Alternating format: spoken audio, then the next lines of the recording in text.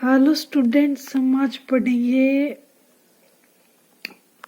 त्रिकोणमितीय दूरी ज्ञात करना। ये देखिए, ये कोई व्यक्ति है जिसकी आंख है और इस आंख से ये क्या बन रहा है, इस आंख से ये देख रहा है। तो यहाँ से लेके यहाँ तक देख रहा है तो उसको बोलते हैं दृष्टि रेखा। दृष्टि रेखा और क्षितिज के बीच में, क्षितिज यानी सीधी रेखा, कोई भी सीधी रेखा है माँ को हम क्या मान सकते हैं, क्षितिज मान सकते हैं। जहाँ हम देख रहे हैं मिलती हुई रेखा, तो दृष्टि रेखा और क्षितिज रेखा के बीच ऊपर की ओर देखने पर जो कोण बनता है उसको क्या बोलते हैं, उन्नयन कोण। तो ये कोण बनेगा उन्नयन कोण। ये यहाँ पे देख रहा है, यहाँ पे मान लो ये कोई मीनार है, कोई दीवार हो सकती है, कोई पेड़ हो सकता है, कुछ भी हो सकता है। तो यहाँ पर ये क्या देख रहा है, ये व्यक्ति ऐसे देख रहा है।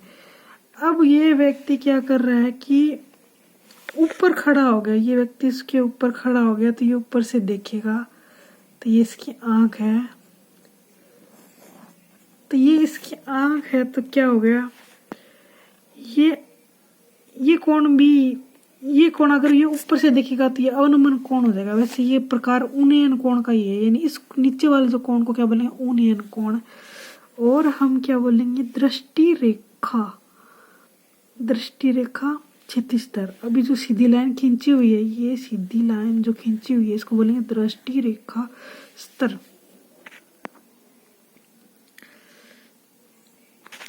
अब हम इसमें क्या देखेंगे, अब हम इसमें देखेंगे क्वेश्चन, यानी क्वेश्चन देखेंगे जिसके माध्यम से क्या होगा, धरती पर उधर एक मीनार खड़ी है और उसको कोई किसी बिंदु से देखा जाता है, यानी उन्नयन कोण उसका 60 डिग्री है। और मीनार से उस व्यक्ति की मध्य की दूरी कितनी है, 15 मीटर में दे रखी है।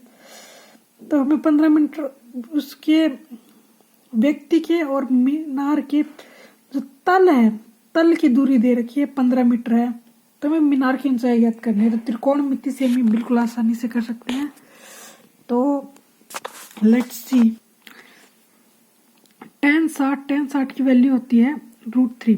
तो AB अपॉन BC की वैल्यू हमारे पास दे रखी है 15 मीटर। तो इस प्रकार AB की ऊंचाई आ जाएगी 15 √3 की वैल्यू 1.72332 लिखकर हम इसको मल्टीप्लाई कर सकते हैं। इससे हमारी मीनार की लगभग ऊंचाई आ जाएगी। तो इसलिए क्योंकि √3 की कोई फिक्स वैल्यू नहीं होती, इसलिए हम इसको लगभग। एक अन्य उदाहरण NCERT का दूसरा उदाहरण नंबर 2 देखेंगे। इसमें क्या कर रखा है, एक खंबे तक पहुंचना है।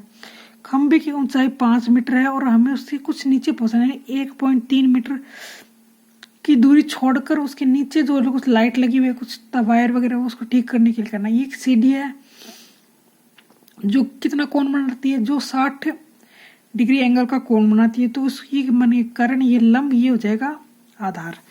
तो अब हम देखेंगे, पहले तो हम खंबे की लंबाई बिंदु ज्ञात करते हैं जहां पर त्रिभुज बनता है। तो ये दूरी हो जाएगी 5 मीटर में से 1.3 मीटर निकाल देते हैं तो 3.7 मीटर हमारे पास बच जाएगा।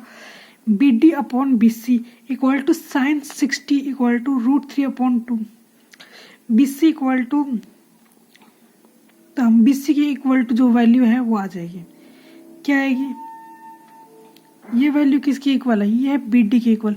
BD के इक्वल क्या रख देंगे हम, 3.7। तो BC की वैल्यू इसको उसको नीचे ले जाकर ऊपर ले जाएंगे, ठीक है।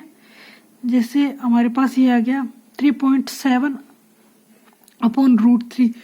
तो ये वैल्यू हमारे पास यहाँ से सीधा आ जाती है, इसको क्रॉस मल्टीप्लाई करने से।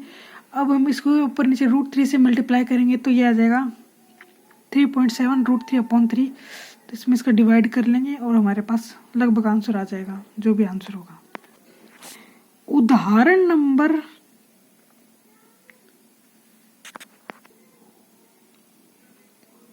नेक्स्ट क्वेश्चन में हम देखेंगे कि क्या होगा। 1 मीटर लंबे एक प्रेक्षक एक चिमनी से 28.7 मीटर दूरी उसकी आंखों से चिमनी के शिखर बिंदु का उन्नयन कोण 45 डिग्री है।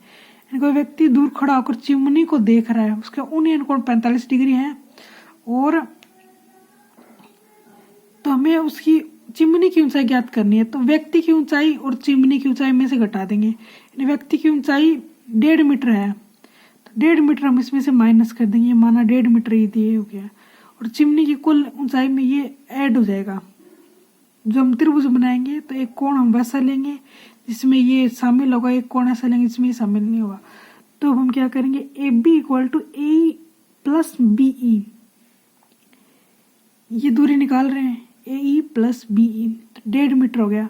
ए बी की वैल्यू ये आ गई हमारे पास, और डी की वैल्यू हमें दे रखी है डी ई, ये वो नीचे वाली जो वैल्यू दे रखी है 28.7 मीटर दूरी दे रखी है। तो tan थीटा का कोण दे रखा है, तो हमें ए अपॉन डी करेंगे तो इसकी वैल्यू क्या आ जाएगी 1, और ए इक्वल टू 128.5 आ जाएगा। शायद हमने ये गलती से 7 लिख दी, 5 ही है।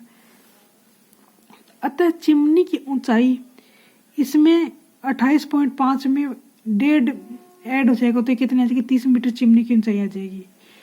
क्यों? क्योंकि हमारे पास ये देखो चिमनी की ऊंचाई क्या है, ए ई में से ये कितना आ गया 28.5। ये पहले तो हमारे पास ये दूरी दे रखी थी कि 28.5 है, पर त्रिकोणमिति का यूज करके tan 45 है, तो इसकी माने ये दूरी इसके बराबर ही है, और फिर ये इसमें ऐड हो जाएगा तो टोटल दूरी निकल जाएगी 30 मीटर।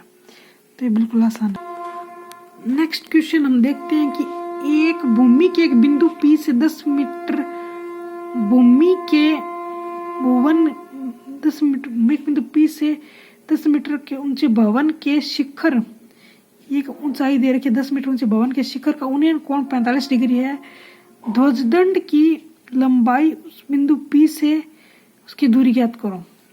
यानी एक भवन दे रखा है, ये जो भवन है इसके ऊपर एक झंडा दे रखा है जिसकी लंबाई हम x मानते हैं, कोण दे रखा है 45 डिग्री है, और ये दूरी दे रखी है ये शायद 10 मीटर है। तो हम वही क्या करेंगे, tan 30, एक कोण तो इसमें क्या दे रखा है, एग्जाम्पल नंबर 4 ये एनसीईआरटी का एग्जाम्पल है। भूमि एक बिंदु P से 10 मीटर ऊंचे भवन के शिखर का उन्नयन कोण 30 डिग्री और शिखर के एक ध्वज को लहराया गया है। P ध्वज की शिखर का उन्नयन कोण 45 डिग्री है। ध्वज की लंबाई और बिंदु P से दूरी ज्ञात कीजिए। यहाँ आप √3 इक्वल टू 1.732 ले सकते हैं। अब हम क्या करेंगे, हम देखेंगे कि इस क्वेश्चन को कैसे सॉल्व किया गया है। ये एक डायग्राम बना लिया, भवन बना लिया, उसके ऊपर एक झंडा बना लिया, उसके कोण बना दिए। तो यहाँ तक तो हमें समझ में आ रहा है। आगे हम कोशिश करते हैं। अब हमने क्वेश्चन देख लिया, तब उसका आंसर देखेंगे। देखिए जिसमें दो कोण है, ये जो छोटे वाला जो कोण है वो 30 डिग्री और बड़े वाला जो कोण है वो 45 डिग्री। ये ध्वज हो गया और ये भवन हो गया, तो इसके अलग अलग कोण हो गए। यहाँ तक जो कोण है उसका माप है 30 डिग्री, ये पूरा जो कोण है उसका माप है 45 डिग्री। भवन की ऊंचाई ए बी हमें ज्ञात करनी है, तो tan 30 डिग्री का फॉर्मूला लगाएंगे A B upon A P यानी tan 30 डिग्री। देखिए यहाँ पे शुरू करिए, लंब बटा आधार। लंब क्या है इसका, छोटे वाले का ये भवन और अपॉन में इसकी दूरी, इस दूरी का नाम दे रखा है ए बी। और यहाँ पर मानो पॉइंटिंग, अब हम इस पॉइंटिंग के माध्यम से आसानी से समझ सकते हैं कि A B upon A P, लंब बटा आधार, लंब बटे आधार।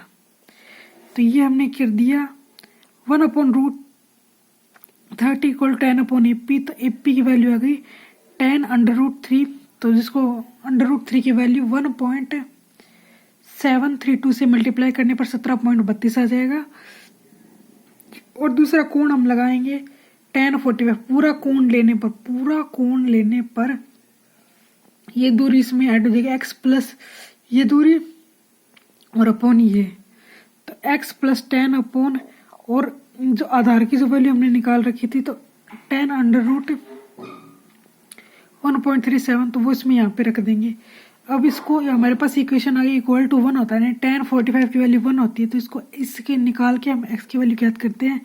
तो इसको दूर मल्टीप्लाई कर देंगे, ये 10 इसमें से माइनस हो जाएगा, तो x इक्वल टू 7.32, यानी जो झंडे की लंबाई आ गई है 7.32 आ गई है। कुछ नहीं किया, बस क्रॉस मल्टीप्लाई किया, tan का फॉर्मूला है, tan का फॉर्मूला इक्वल टू होता है लंब बटा आधार। एक बार ये बड़ा कोण ले लिया और एक बार ये छोटा कोण ले लिया, तो ऐसे हम इसको सीख सकते हैं।